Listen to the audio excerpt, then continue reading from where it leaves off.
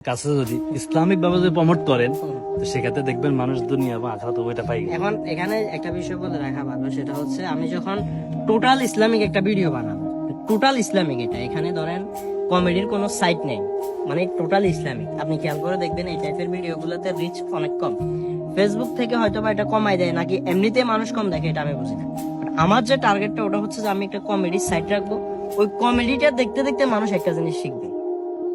যেমন ভাইয়া এই যে আপনার এটা এই যে শিক্ষক, এটা শিক্ষক পাশাপাশি দুই একটা, যেমন একটা ভিডিও করছেন যে ওই যে একটা লোক নাম লইছেন, লওয়ার পরে সে বলতেছে এটার হায়াত বেশি, ফুট করে আবার ফোন দিয়ে কইছে কি করে তো মারা গেল। হ্যাঁ হ্যাঁ, ওটাই। যেমন কোরআন হাদিসে কথাটা আছে যে কথা বললে তার হায়াত বাড়ি যাব না, এগুলো কুসংস্কার নিয়ে আমরা কাজ করি হ্যাঁ, মূলত। এটা ঠিক আছে। আবার পাশাপাশি যদি ইসলামিক কিছু বিষয় নিয়ে যেমন ভাইয়া আমাদের কাজ করেন। প্রত্যেকটা ভিডিওতে একটা মেসেজ, যেমন এই যে এই ভিডিও এটা করছে, এটা তো আপনার সামনে করছে, এটা মেসেজ আছে না? হ্যাঁ, অবশ্যই আছে। এটা মহিলা কুতুকে আছে, ফের ইয়ালা দেখলে এসেছে, দেখলে এটা এসেছে। বাস্তব, এটা বাস্তব। কিন্তু আমার দিলে একটা আগ্রহ, না, এটা একটু অবশ্যই। দেখা করবো, দেখা করে এই কথাটা একটু পৌঁছাই দেবো। ধন্যবাদ ভাইয়া, ভালো ঠিক আছে, পরামর্শ। ভালো থাকেন।